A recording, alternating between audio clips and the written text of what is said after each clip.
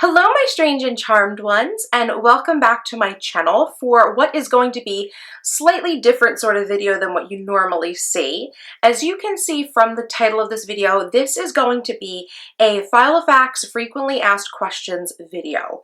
As you guys can probably imagine, I get a lot of questions from you guys on a daily basis that come in through my comments on YouTube, my different social media, and of course through my emails. And I love interacting with you guys. I love answering your questions. As I've said before, and I will say again, I am here if you guys have any questions. Do not feel like hesitant to send me an email or ask me a question. I definitely want to help you guys.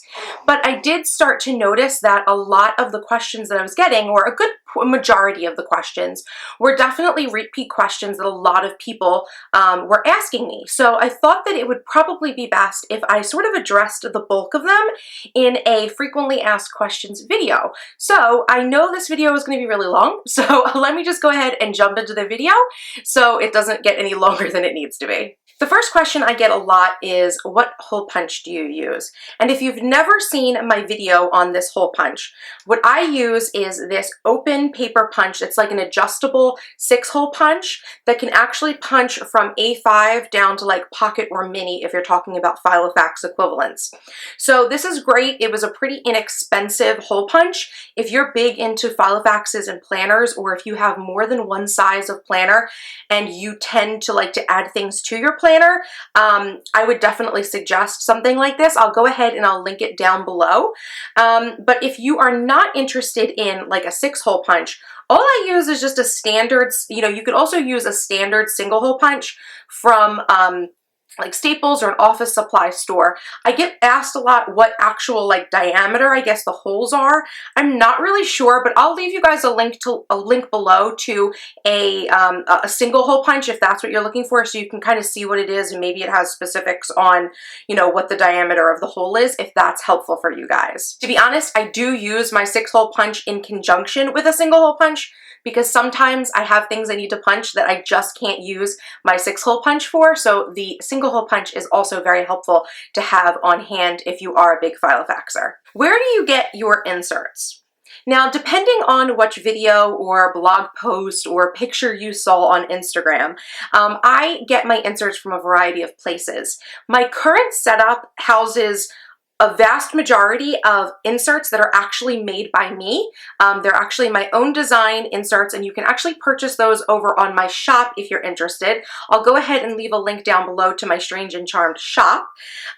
So if you have seen any inserts that are mine that you'd like, they're definitely available in both A5 and personal size equivalents. Now, I also tend to use Filofax inserts, and Filofax, if you're not familiar, is another website or blog for Filofax addicts, and they actually have their own line of free printables that I think are a really great resource, especially if you're just starting out with a Filofax, because they are free and they do have a wide variety of inserts available. Now, they're not going to be the most pretty or the most attractive inserts. They're very formal business, but if you are looking to maybe test out a certain view or a certain calendar view or a certain insert before you maybe take the plunge and order an entire set, I think that using the Filofax inserts is a really great option. What program do you use to create your inserts and stickers for your shop? Now, when it comes to all of the products that I actually create for my shop, I do use Adobe Creative Suite. Specifically for my inserts, I like to use InDesign, Adobe InDesign, which helps me with any sort of printed materials that I need to create. When it comes to my stickers, I also like to create vector images and little kind of customized images in Illustrator, Adobe Illustrator. And of course, I also use Photoshop very often to kind of put things together, words and pictures. But yeah, those are the 3 that I use the most. I'd say they're really the only 3 that I use out of Adobe Creative Suite on a regular basis. And they're the only ones that I use for my shop. So if you are looking to create custom inserts for yourself and you want the best, these are definitely a professional grade software. So they're not for everyone, but that is what I use in case you're curious. The next question I get a lot is, what do you use all of your planners for? Now, you guys may have noticed that I do have a little collection collection of planners. I don't just have one. I do use both A5 and personal size planners. However, I tend to only use one of each size at a particular time. So for me, my planners are kind of like an accessory, the way that shoes or purses would be for like a woman. I have a variety of different binders and I like to switch them up to suit my taste and my needs. So I have some that maybe are more summery and some of them that might be more fall or wintry. Right now you can see I've got my little Franklin Covey macaroon binder behind me. That's what I'm currently in. But my setup pretty much always stays the same since I found my planner nirvana. But I just switch my binders out as I need to or as I want to. So that is the great thing about Filofaxes, is that you don't have to be confined to one binder. All you need is one. But if you want to switch them out, you can get, different looks and feels, just like accessories, which is why I love them. Are you selling or can I buy your planner? This is another question I get a lot.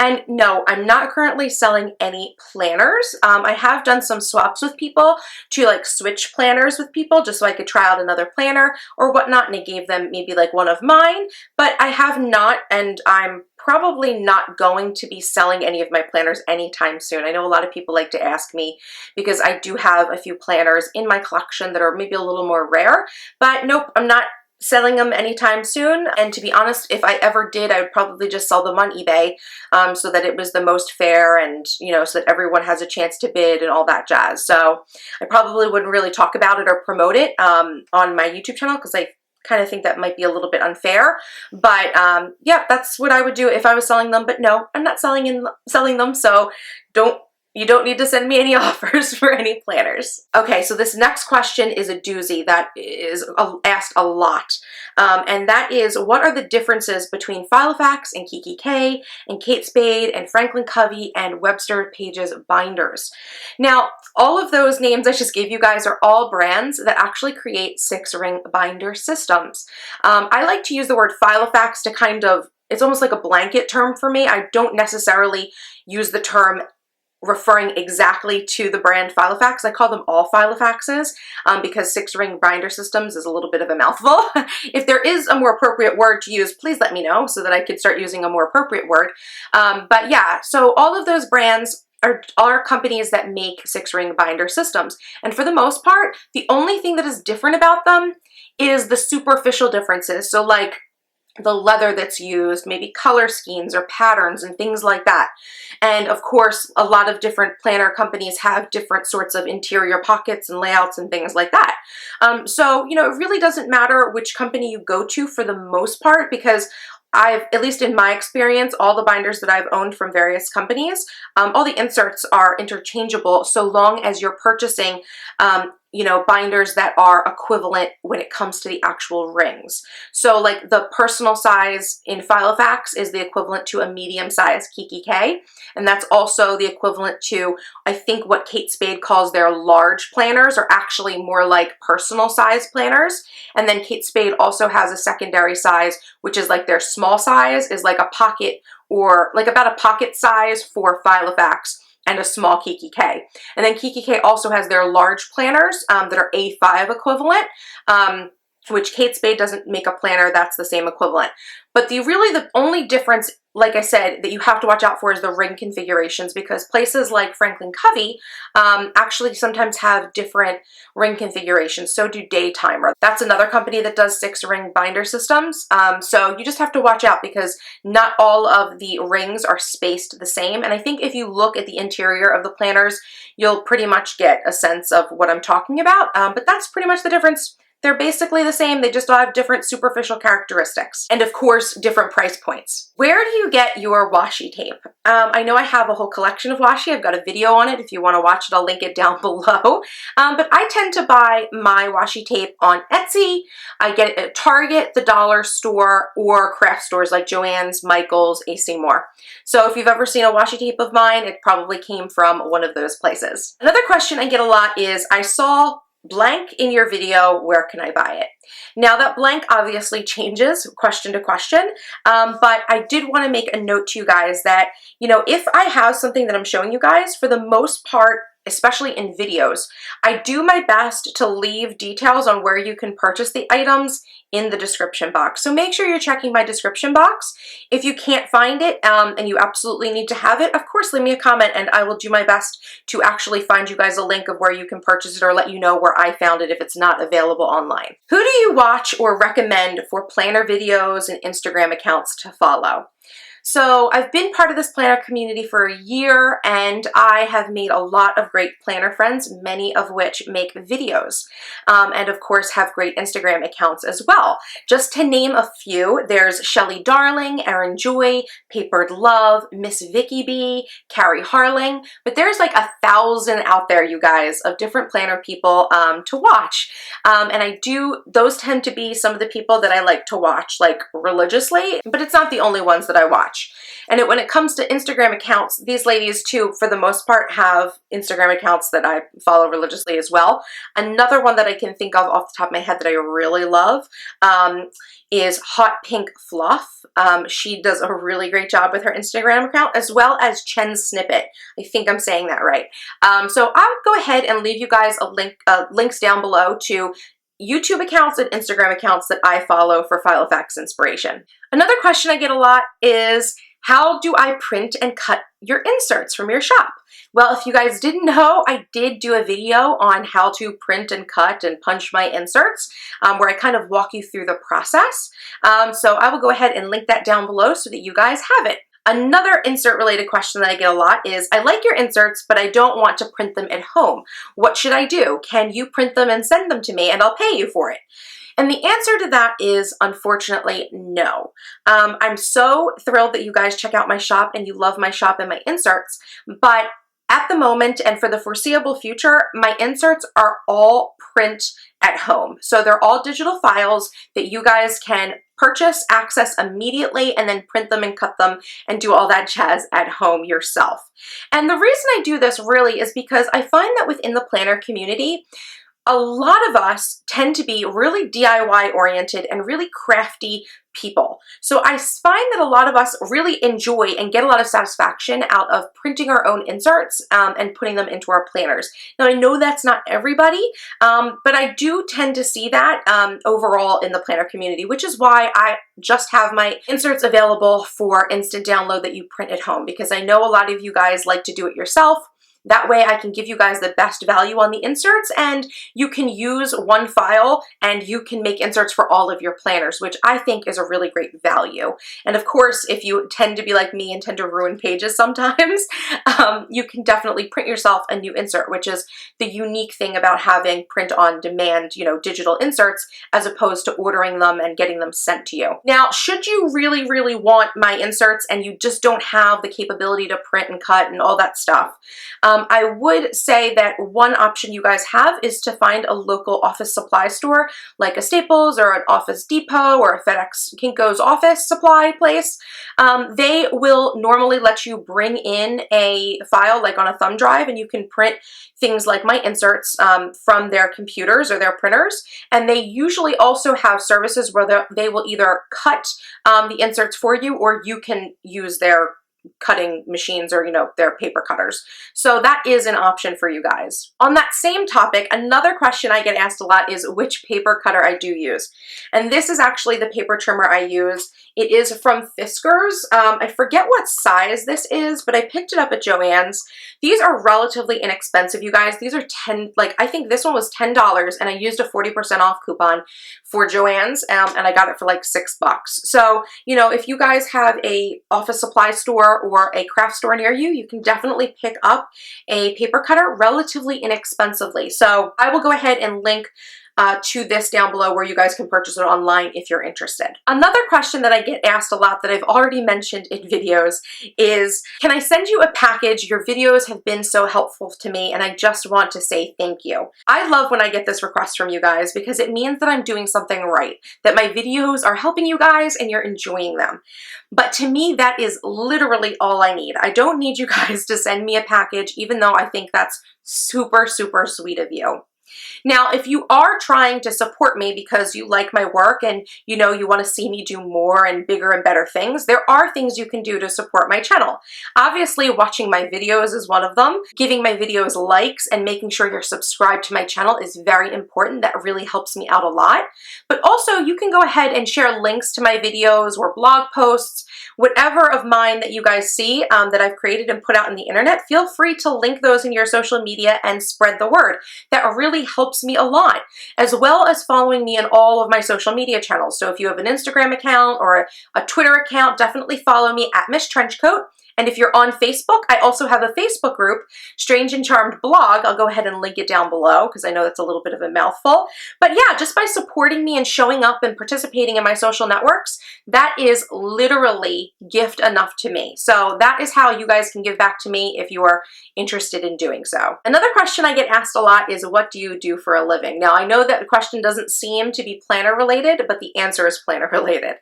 So currently right now, as in January 2015, I'm fully self-employed. I run my shop, I create content for my website and for my social media, and of course for my YouTube.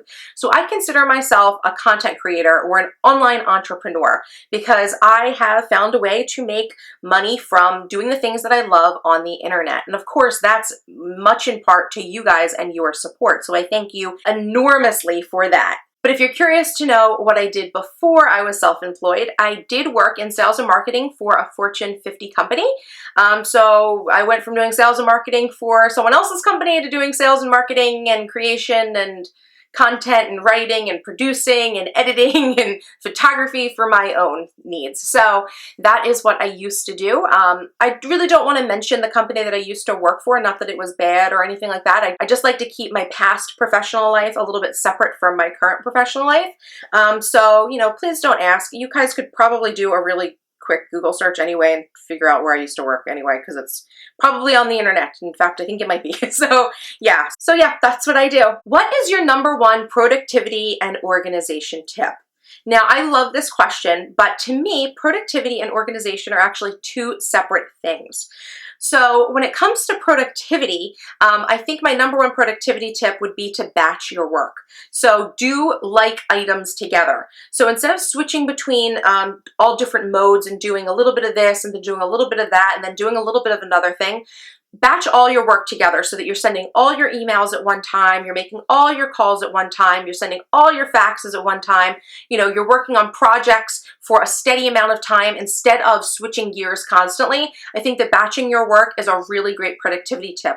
Not only do I use this tip on a daily basis now as a self-employed business owner, but I also was very big into doing this when I worked for that Fortune 50 company because I had so much work to do in a day that there was no way I was going to get through it unless I took that sort of batching process and sort of processed through like items one at a time and then switched gears and did another set of items one at a time.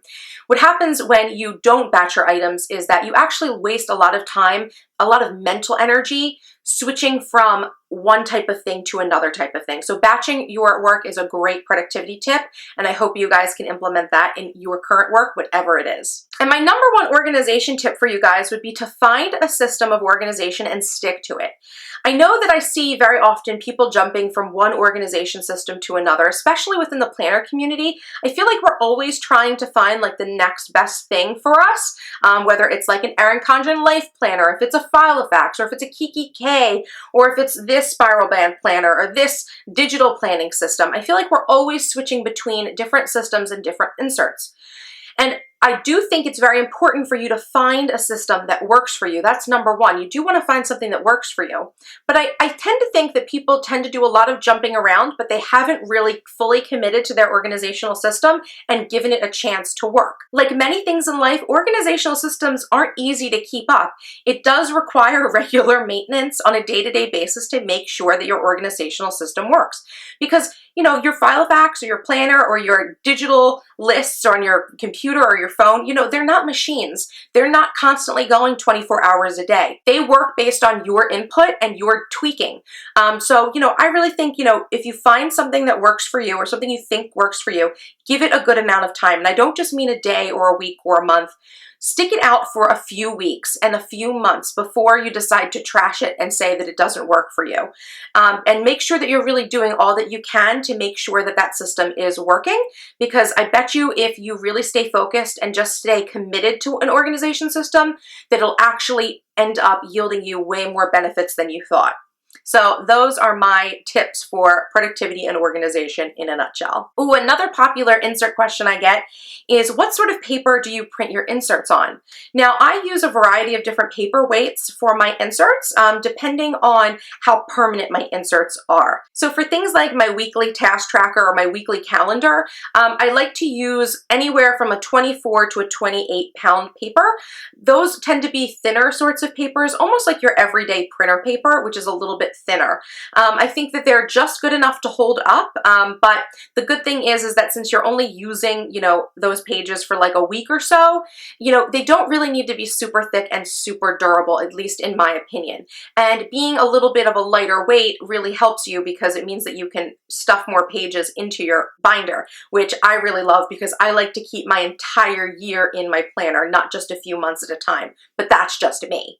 Now, if it comes to any sort of longer term inserts, like my month on 2 pages or anything like yearly goals, things like that, I tend to use 32 pound paper because it is a little bit more durable. And since I'll be referring to those pages more often, I like having something a little thicker. Now, when it comes to like my journaling cards, for instance, things that I want to make once and put them in my planner and I really don't reprint them, or I want them to really last, I find that 110 pound cardstock works best for me. So those are the different types of paper that I use for my inserts. Another question I get asked a lot is how I made my dividers. And if you guys didn't see it yet, I actually just recently, last week, made a video on my dividers. I actually show you guys 3 different ways to make dividers, depending on the different materials that you guys have available or the different customizations you're looking to do. So I'll go ahead and link that down below so you guys can check it out. And the last question that I get asked a lot is, can you help me set up my planner? I know a lot of people ask me this question. Some people have offered to send me their planner and ask me to like set it up for them and they would pay me. I think it's so funny that you guys think that I'm like this amazing like organizational person. But these are things that you guys can do for yourself. I'm definitely here if you guys have any questions about inserts or whatnot, if you guys want suggestions for your planner. And of course, definitely look at all of my past setup videos because I make these videos for a reason, for you guys to actually like see them and take inspiration from them. So if you guys see anything in my video that you like, feel free to incorporate it into your own planner. Like, I don't own these ideas. I'm putting them out there for you guys to use, and I want you guys to use them. So if you guys have any questions about your planner or how you think it could be best set up, if you want my input, definitely send me an email. I'll go ahead and I'll link you down below to my blog that has a link to my email in my contacts. I don't want to go ahead and put my email down in there because I don't want to be swamped with emails. But if you guys really are curious, jump on over to my website and then go to my contacts and you'll be able to see my email and you'll be able to contact me and ask me whatever planner related questions you have. So that's it, you guys. This has been a very long video, but I thought that it was important for me to address all of these frequently asked questions for you guys. I hope you guys see this as a little bit of a resource so that you can come back and, if you have questions or whatnot, leave them down in the comments and I'll be able to sort of respond to them so we can kind of have an ongoing dialogue and a place that I can just kind of refer people who have these sorts of frequently asked questions like you do. Of course, if you like this video, please make sure to give it a like. And of course, go ahead and subscribe for more awesome videos by me. And please go ahead and follow me in all my different social medias because I love being in contact with you guys. And social media is one of the quickest ways to get in touch with me. Thank you guys so much for watching, and until the next video, bye-bye.